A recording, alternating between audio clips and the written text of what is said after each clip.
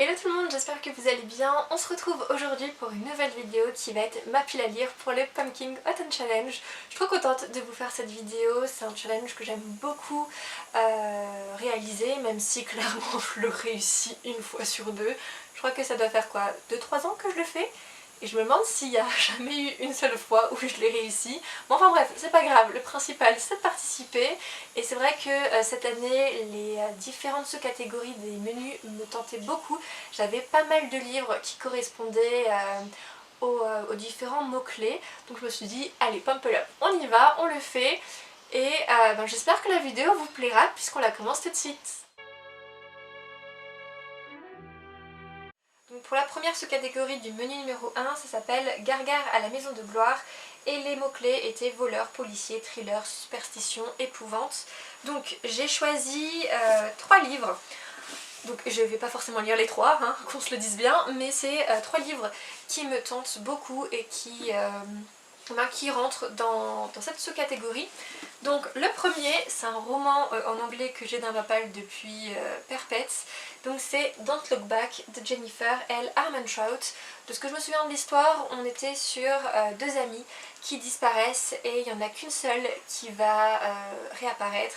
Sauf qu'elle a perdu la mémoire, elle se souvient vraiment de rien du tout. Et toute l'histoire va tourner autour de ça, de qu'est-ce qui est arrivé donc à Samantha qui était à sa meilleure amie qui elle n'est pas revenue. Et vraiment, voilà, j'ai trop envie de le lire. Bon, ça fait plusieurs années que je me dis j'ai trop envie de le lire et que je ne le lis pas. Mais je me dis cette année, pourquoi pas essayer de le lire enfin. Ensuite, un livre qu'on ne présente plus, j'ai nommé donc le tome 2 de Six of Crows de Leigh Bardugo. Donc le tome 2 s'intitule La Cité corrompue. Vous n'êtes pas sans savoir que j'ai lu donc la trilogie Grisha, j'ai aussi lu le premier tome de Six of Crows qui ont été de très très bonnes lectures. Donc voilà, j'ai hâte de lire ce tome 2, j'avais déjà prévu de le lire cet été, mais bon, vu mon rythme de lecture, on va plutôt se le garder pour la période du pumpkin. Et justement, j'espère qu'en le mettant dans cette vidéo, ça va me motiver à le lire et que je trouverai le temps surtout de me plonger dans ce dernier tome. Et le dernier livre de cette sous-catégorie, c'est Les Muses de Alex Michaelides. Michaelides. Je sais pas trop, mais du coup ici on est plus sur un roman thriller. On suit Mariana qui est psychothérapeute et en fait c'est sa cousine ou sa nièce, je ne sais plus, c'est sa fragile nièce Zoé qui est donc étudie à Cambridge qui va l'appeler au secours puisque il y a une fille de sa classe qui a été retrouvée sauvagement assassinée sur le campus. Et comme Mariana elle a étudié elle-même à Cambridge, elle va partir là-bas et elle va mener l'enquête sur ce meurtre. Et je pense qu'à mon avis il va y avoir d'autres meurtres qui vont avoir lieu. Et ils disent comme quoi avec ce nouveau thriller psychologique mêlant psychanalyse, faux semblants, mythologie grecque et huis clos dans une université mythique, Michaelides ou Michaelides nous coupe plus que jamais le souffle. Je suis désolée par contre si vous entendez des bruits de fond, mais je ne suis pas seule. Je leur ai dit que je tournais des vidéos qui fassent un petit peu moins de bruit, mais voilà, hein, ça rentre par une oreille et ça ressort de l'autre. Donc Les Muses, ça me tentait beaucoup. La couverture, je sais pas pourquoi, enfin, elle est pas... je sais pas, la couverture me plaisait bien, je la trouvais chelou, très bizarre, mais vraiment hâte de lire. J'ai pas trop vu ce bouquin passer, mais voilà, assez curieuse de le découvrir. La deuxième sous-catégorie, elle s'intitule Double Double Tale and Trouble. Donc là les mots-clés c'était sorcière, prophétie, pièce de théâtre, tragédie. Donc j'ai encore mis 3 livres. Le premier c'est un livre que j'avais déjà mis en fait dans la vidéo du Pumpkin Autumn Challenge de l'an dernier, que du coup je n'ai pas lu puisque je le remets dans cette vidéo, à savoir donc Serpent and Dove de Shelby Mahoulin qui vient tout juste de sortir en français donc aux éditions de Saxu. Alors là on est sur une histoire avec des sorcières et des chasseurs de sorciers, enfin de sorcières, chasseurs de sorcières, oui bah oui. Et on va donc suivre en fait 2 jeunes, donc une sorcière et un chasseur de sorcières, qui je crois vont avoir une mission qui va leur être confiée, et pour ça donc ils vont devoir faire équipe, sauf que forcément pour eux c'est un peu contre nature, et je crois même qu'ils vont devoir se marier pour rendre en fait leur mission plus crédible, quelque chose comme ça.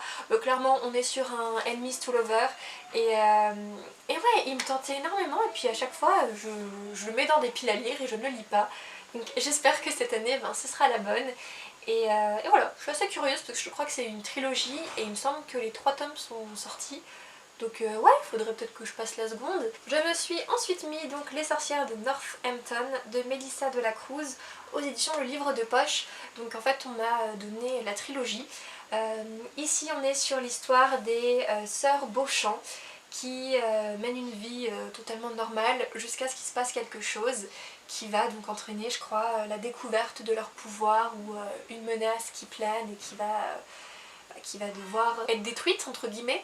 En fait c'est un bouquin qui a été adapté en série. La série c'était Witches of East End et c'est une série que j'ai regardée, que j'avais adorée et qui du coup n'a eu que 2 saisons. Malheureusement ils ont annulé la 3e alors que franchement je me souviens, bon ça date un petit peu mais j'avais adoré cette série donc je suis assez curieuse de découvrir les romans. Et pour terminer, toujours sur des sorcières parce que les sorcières ma vie, mais en vérité il y a tellement de livres que j'ai avec les sorcières que je pourrais vous en présenter des tas. Donc là j'ai choisi de partir sur Sœur sorcière, donc le premier tome de Jessica Spotswood.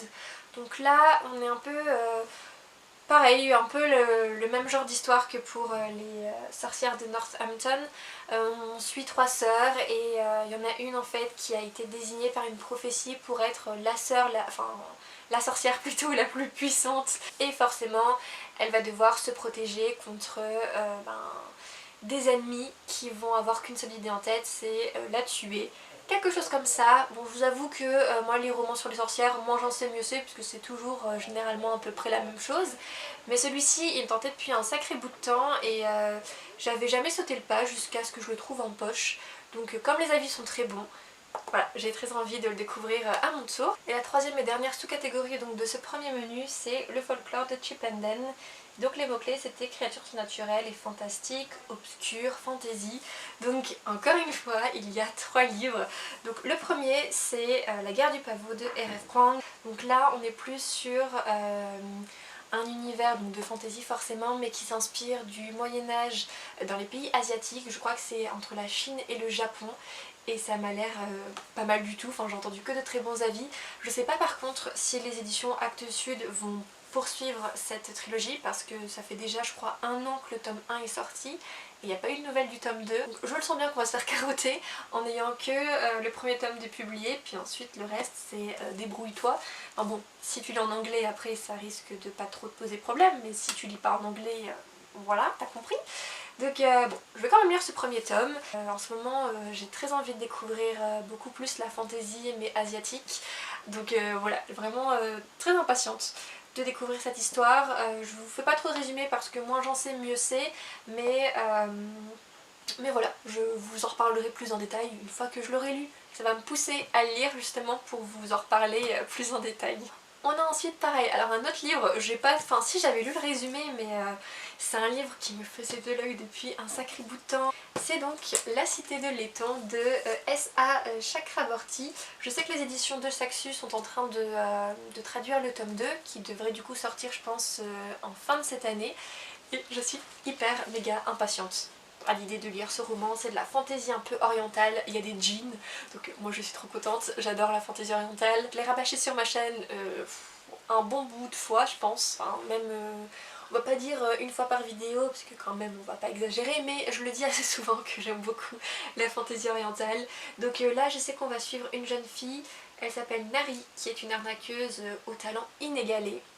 Sauf que un de ces 4 elle va accidentellement faire venir un djinn et c'est à partir de là que l'histoire va on va dire va prendre place puisque du coup ce djinn va ils vont se lancer dans une mission avec ce djinn et quelque chose comme ça. Enfin bon, mon résumé vaut pas 3 pattes à un canard mais il est question de djinn et je me suis dit ce serait pas mal de le découvrir. J'ai vu des avis assez positifs sur le booktube francophone, donc vraiment très hâte d'enfin pouvoir le découvrir parce que depuis le temps qu'il me faisait de l'œil celui-ci, j'ai qu'une hâte de le lire. Enfin bon, en vrai j'ai envie de lire tous ces livres, mais c'est juste mon rythme de lecture qui est foireux pour le coup. On reste toujours dans la fantaisie orientale puisque j'aimerais enfin finir la trilogie Rebelles du désert donc de Halloween Hamilton. Et cet tome 3 donc il s'intitule La Tempête. Voilà, j'adore cette trilogie vraiment. Le premier tome c'est pas mon préféré, je l'avais trouvé assez lent et bon c'était sans plus. Alors le tome 2, une pépite vraiment, et du coup j'ai trop envie de connaître la suite et fin à cette trilogie. Donc Rebelles du désert, on suit donc Amani qui en fait était hébergé par son oncle qui était un homme pas très sympathique, qui ne voulait en fait qu'une seule chose, c'était se débarrasser de notre héroïne en la vendant limite au premier venu. Or Amani se marier alors qu'elle a quoi 17-18 ans, clairement ça faisait pas partie de ses projets.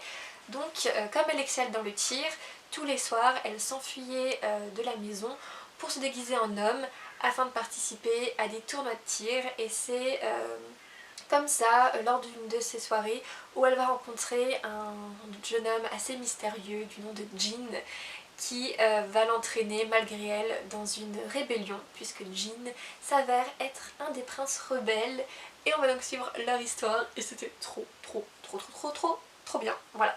Donc j'espère que ce tome 3 sera dans la même continuité que le tome précédent. Donc la première sous-catégorie, c'est la lunette de pierre, cet extra, quand on veut voir ce qui ne se voit pas. Alors donc les mots-clés c'était petit peuple, féerie, nature, nature writing. Et donc pour cette sous-catégorie je n'ai qu'un seul livre à vous présenter. Je sais, ça change du menu précédent, mais bon là je crois que j'avais qu'un livre qui pouvait correspondre avec les mots-clés. Et donc ce livre, pareil, c'est une trilogie qu'on ne présente plus parce que elle est hyper connue.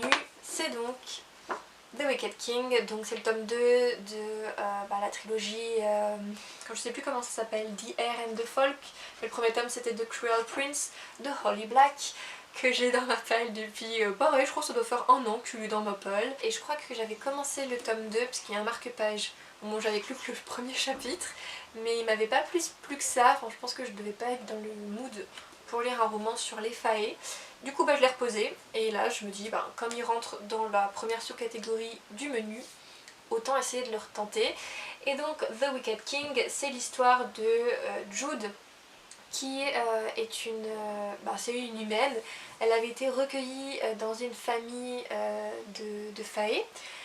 Et un beau jour, il y a un faé qui va débarquer, qui va trucider ses parents et qui va la prendre, elle, sa jumelle et sa sœur aînée qui est une faé, avec lui, et il va les emmener en fait dans le monde des faées et il va les élever plus ou moins comme leur fille.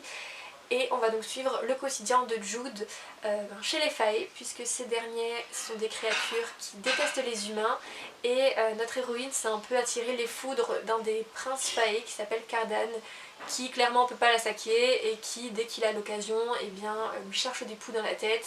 Et on suit en fait finalement leurs histoires, tous les complots politiques, les intrigues, voilà. Vraiment le premier tome était assez sympa à lire et je sais que le tome 2 paraît-il est meilleur que le premier tome, donc assez curieuse de le découvrir et j'espère qu'il me plaira. Et j'espère surtout aussi que je vais le lire parce que bon, ça c'est autre chose. La deuxième sous-catégorie s'intitule Nom d'une dune, et là donc les mots-clés sont écologie, anticipation, science-fiction, post-apocalyptique. Là aussi donc j'ai 3 livres à vous présenter.